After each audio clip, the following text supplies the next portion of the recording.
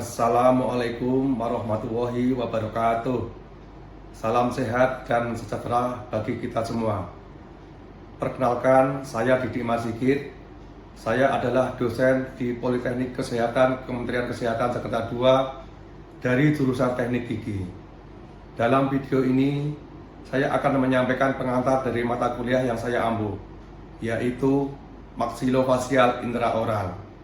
Video pembelajaran ini saya buat dalam rangka sertifikasi dosen tahun 2025 sebagai bagian dari persyaratan unjuk kerja Tridharma Perguruan Tinggi, khususnya dalam aspek pengajaran.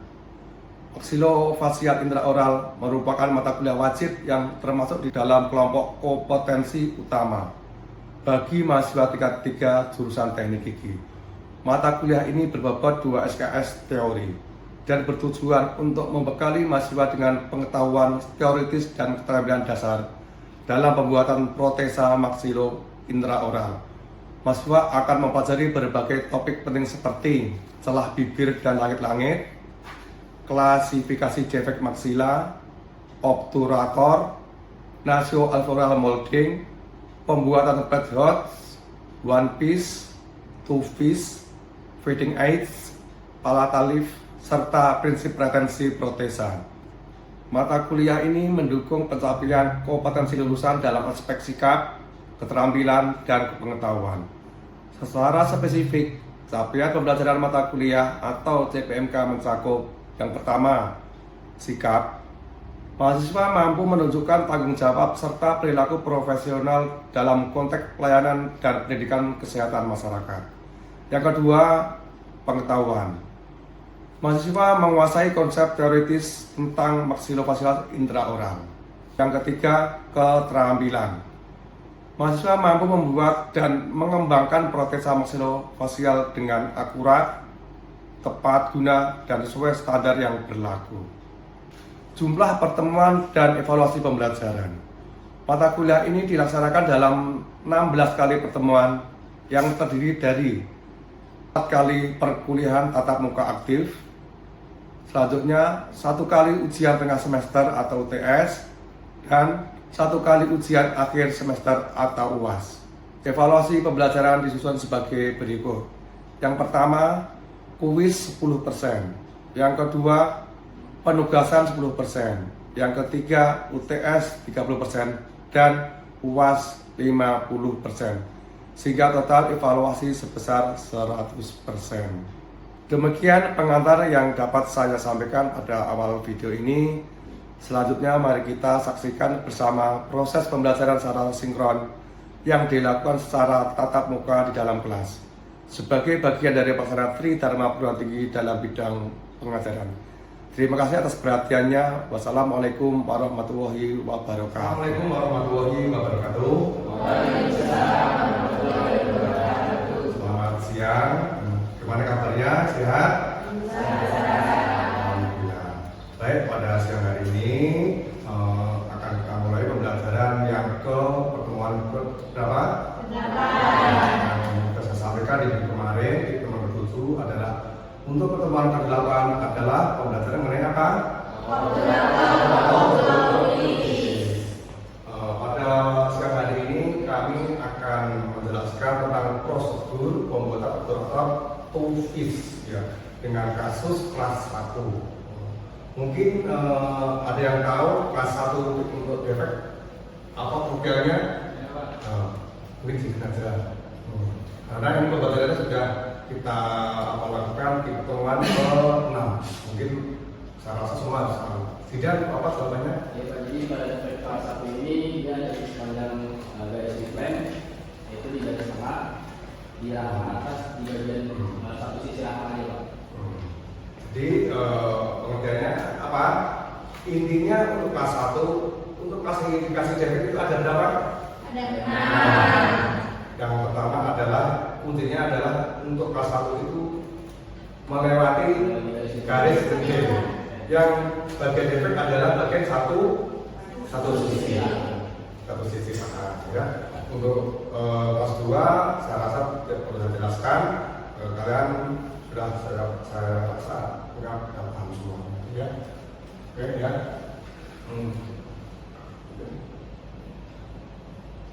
Di dalam pembahasan ini pada siang hari ini adalah yang perlu kita sampaikan, ya, ada pengertian obturator, ada pengertian obturator definitif, kemudian tipis, kemudian yang terakhir adalah prosedur pembuatannya. Sebelum kami jelaskan lebih lanjut, mungkin ada yang sudah mengetahui mengenai pengertian obturator. Oke, silakan si kita.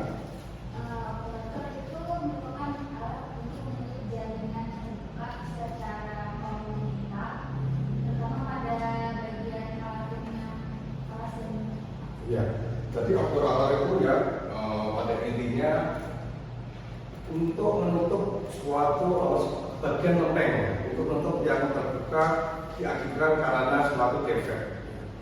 Jadi obturator ini dikhususkan adalah untuk rahang atas, ya, rahang atas. Karena memang yang sering terjadi atau terjadi defek itu di untuk bagian rahang atas. Ya. Jadi tadi sudah disebutkan bahwa obturator itu intinya adalah ya, suatu protesa yang digunakan untuk jaringan yang terbuka secara kongenital, terutama bagian belakang tunas atau struktur alveolar yang berdekatan. Jadi di model ini contoh ini defek kan ya, defek. Ya. Jadi ini namanya jaringan yang rusak atau ada kelainan. Jadi defek ini bisa diakibatkan karena apa? Ini siapa tahu? Kata air, ya, kecelakaan. Jadi untuk defek ini diakibatkan bisa bermacam-macam. Yang sering terjadi di masyarakat adalah karena cacat mati. Ini namanya defek. Ya. Kemudian mata-mata obturator. Tentu di dalam apalagi saya selaku seorang teknisi ya, tidak ada satu peluru nama obturator. Itu banyak macam-macam ya. Sudah pernah mendengar ya mengenai mata-mata obturator. Kira-kira apa saja mata-matanya? Ya. Sudah pernah mendengar obturator immediate? Sudah mendengar? Obturator pindering, obturator definitif. Baik, mari kita kupas satu persatu apa definisi atau pengertian dari mata obturator. Ya, tentu kata immediate tidak asing lagi bagi adik-adik semua. Di pembelajaran sebelumnya misalnya di pelajaran GTC, kemudian pembelajaran di GTSL itu ada istilah immediate ya. Mungkin apa pengertiannya adik-adik tidak paham? Apa immediate apa? Kata kuncinya apa? Jadi pengertian dari obturator immediate pengertiannya adalah suatu protesa ya. Jadi namanya protesa itu kan ada yang permanen, ada yang sementara, ada yang lagi. Ada permanen, sementara, tapi ada disebutkan di atas. Coba mas. Ya. Nah, contoh. Jadi tadi sudah disebutkan ya, bahwa obturator itu ada 3, obturator immediate, obturator pindering, obturator definitif.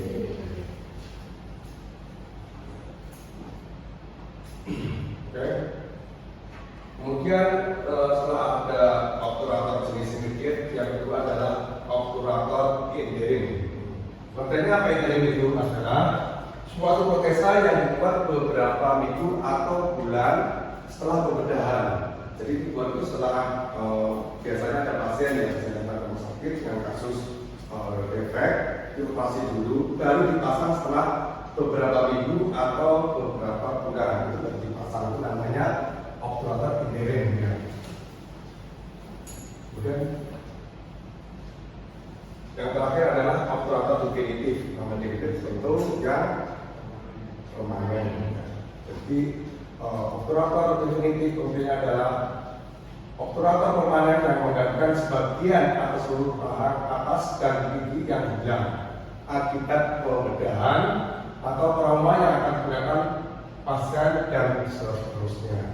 Jadi jelas untuk sertifikat itu tentu yang lebih permanen ya. Gitu. Kemudian selanjutnya obturator definitif yang tadi sudah dijelaskan, ada berbagai perbedaan ya. Tentu pada pembelajaran sebelumnya itu ada obturator one piece dan two piece ya. Kami di sini akan jelaskan yang lebih mendalam yaitu obturator two piece ya. Pengertian dari two piece, namanya two piece berarti ada dua masalah, yaitu untuk perbedaannya dengan yang sebelumnya adalah di bagian prosedur packingnya. Ya. Untuk pengertian tulis yaitu protesa obturator yang terjadi di dua bagian, yaitu protesa bagian holo yang terbuka dan bagian holo yang tertutup. Jadi nanti akan kami jelaskan nanti sewaktu prosedurnya. Ya. Sekarang prosedur yang klasik kalian ketahui atau paham gigi ya. Prosedur pembuatan obturator tufis bahan akrilik ya. Iya, di minggu kemarin kita sudah belajar mengenai prosedur pembuatan one piece. Ya. Ini tidak beda jauh ya, tidak beda jauh dengan prosedur pembuatan one piece dengan two piece. Mungkin setiap pada saat packing. Jadi letak perbedaan antara one piece dengan two piece adalah di saat packing. Ya, jadi dalam pembuatan atau prosedur pembuatan obturator two piece tentu yang perlu kalian persiapkan yang pertama adalah persiapan alat ya. Persiapan alat di sini di depan banyak alat yang perlu kalian siapkan, tentu akan berbeda dengan persiapan alat prosedur pembuatan one piece ya. Sini ada tentu modul kerja ya, perlu siapkan, kemudian aktivator. Kenapa saya pakai aktivator? Kami tidak merekomendasikan memakai adapter karena ketepatan tentu perbedaannya lebih banyak untuk mengenai keakuratan. Jadi kami menunjukkan memakai aktivator. Kemudian bukannya kalau di bandis bukan hanya satu, bukannya untuk bulan tulis pakai buffet. Kemudian ada yang perlu disediakan, ada nama-namanya. Ini untuk apa? Formal ya. Kemudian ada apa ini? Kemudian ada ya. Kemudian ada apa ini? Ya. Ini kemudian oke, saya rasa sudah familiar ini dengan semuanya. Terus selanjutnya adalah persiapan bahan ya. Dari bahan ya, ini tentu akan berbeda juga dengan persiapan prosedur one piece ya. Ini ada beberapa, yaitu model ya. Modelnya ada dua, model sama.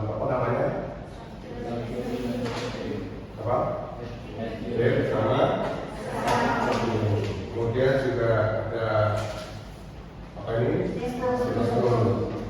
Ini juga ada ya.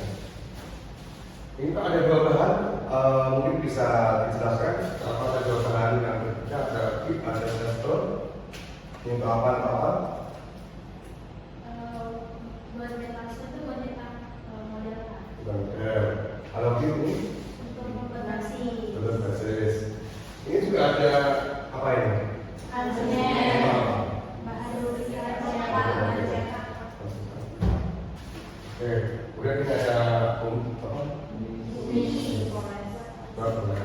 Oke, jadi kurang lebih bahan yang belum disiapkan ada CRS juga harusnya, CRS, ada vaseline, kemudian juga ada apa namanya, selain kumis ada CRS 3, kemudian juga ada skavitar, ada serban yang harus disiapkan. Oke, setelah persiapan bahan, persiapan model, ya, persiapan model. Tadi sudah saya di contoh model di depan, ya. Tentu model yang sudah mempersiapkan, saya rasa adik-adik juga tidak asing lagi. Tentu apa tahapan pertama kalau ada menerima model? Ada model, ya. Setelah pada model diapakan? Pembuatan hasil. Jadi ini kan ada stone, ya. Tujuannya adalah untuk kita model bahannya dengan cetakan namanya baseball. Setelah kita misalkan model, kita berikan, ya. Ini tadi ada kenapa harus diberikan? Kenapa harus diberikan? Ya, ini kenapa? Kenapa? Jadi tadi seandainya ya, misalnya apabila nanti kalian ini kamu packing, testing, biasanya pecah. Jadi untuk insersi atau fitting itu harus pakai model berganti, sehingga untuk mengetahui apakah proses kalian itu sesuai atau belum, atau mungkin ada kelebihan, atau mungkin ada yang kurang, jadi bisa dicek di model hasil dari DPR. Ya, tentu setelah kalian berikan, langkah selanjutnya adalah apa? Survei. Untuk apa survei? Untuk ya, di survei adalah saya mengharapkan jangan pakai manual, harus pakai apa surveinya? Ya, itu lebih bagus, lebih tepat ya. Kemudian setelah disurvei,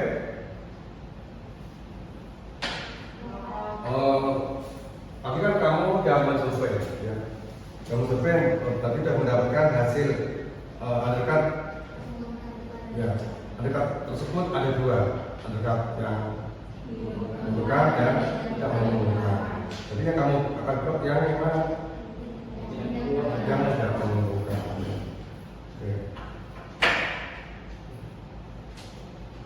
Oke, sekarang setelah tahapan di berapa sudah kamu lakukan, tahap berikutnya untuk kasus ini, ya, pada kelas defect, kira-kira sebenarnya tanggapan saya apa pakai jadwal apa? Coba tanggapan itu ada berapa? Tanggapan itu ada beberapa, ada Adam, ada Aero, ada apa lagi? Ya, apa lagi? Ada 4. Ya, oke ya. Jadi yang pasti namanya sekarang tensi itu tujuannya untuk memberikan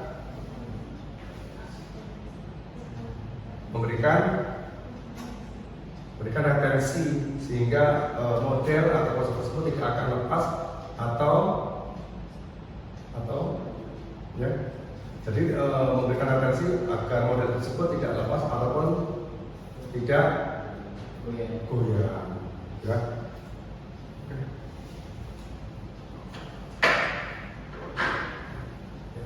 Kemudian setelah kalian membuat segera selesai, harus membuat galangan gigit. Galangan gigit sudah selesai, tahap berikutnya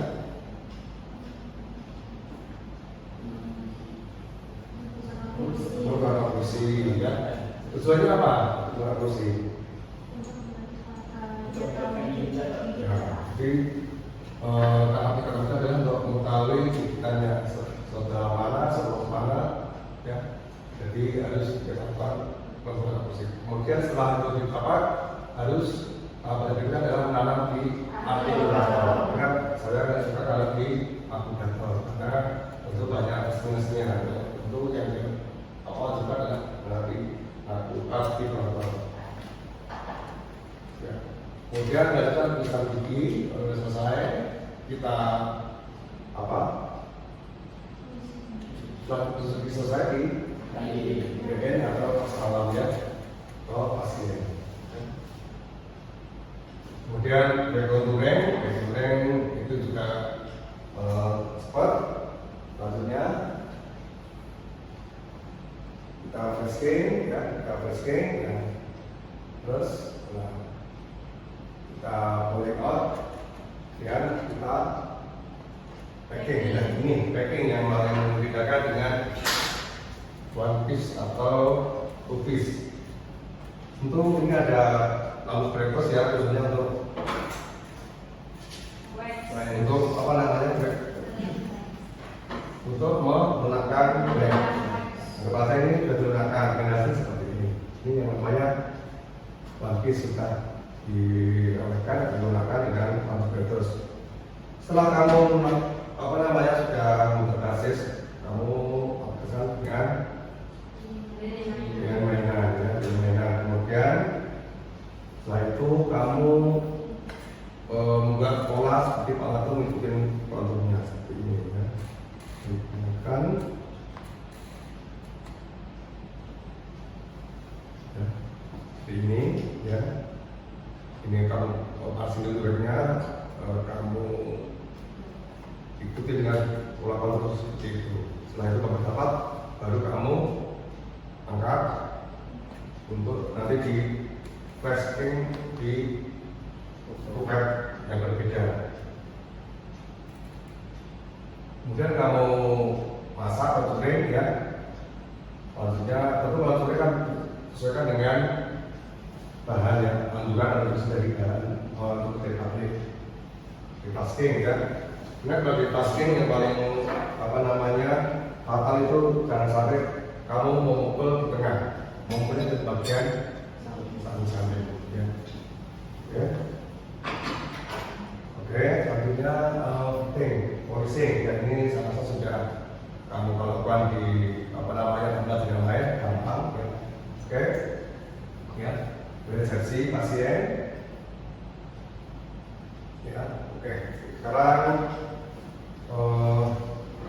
tanya jawab ya. Sejak tadi dari awal kami menyampaikan tentu ada hal yang mungkin perlu ditanyakan ya. Mungkin ada ditanyakan ya. Ya, waktu minggu kemarin kita belajar mengenai prosedur pembuatan tampis. Ya, sekarang tampis. Yang tadi sudah saya singgung sedikit perbedaannya. Yang pertama adalah dari segi packingnya. Packingnya kalau tampis hanya satu kupek, kalau tampis dua kupek. Itu yang satu kupek untuk di bagian modelnya, yang satu kupek adalah untuk penutupnya. Itu dua. Kemudian untuk perbedaan satunya adalah kalau one piece itu ada SIM-nya, ya SIM-nya. Dalamnya ada SIM-nya. Dalam ini ada SIM. SIM-nya seperti kantong apa namanya galon ya. Seperti ini. Jadi kalau udah jadi, ini ada perbedaannya. Kalau one piece itu lebih berat karena ada SIM-nya. Kalau two piece itu lebih enteng, jalannya kelihatan gitu ya perbedaannya. Dan yang sering digunakan oleh pasien yang suka adalah pakai two piece karena lebih enteng. Ya, sampai cukup ya sebenarnya ya. Sekarang quiz dari awal saya sampaikan dan sampai akhir sebelum ke sini akan ada pertanyaan-pertanyaan yang lewat laptop. Silakan di scan dan kamu kerjakan.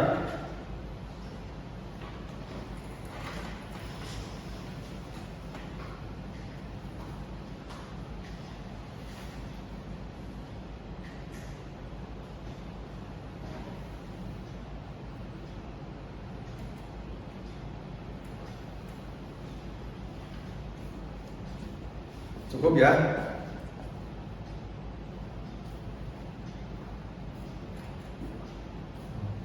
Cukup. Sudah Pak. Ada ya? Dulu.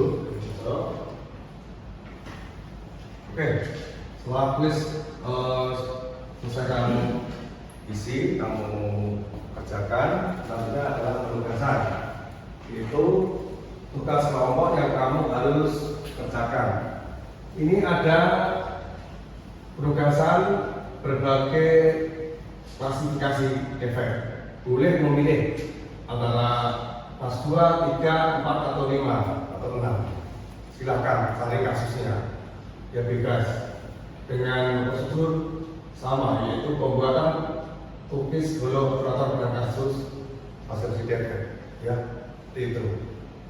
Oke, paham ya? Mohon nanti minggu depan bisa kumpulkan dan presentasikan.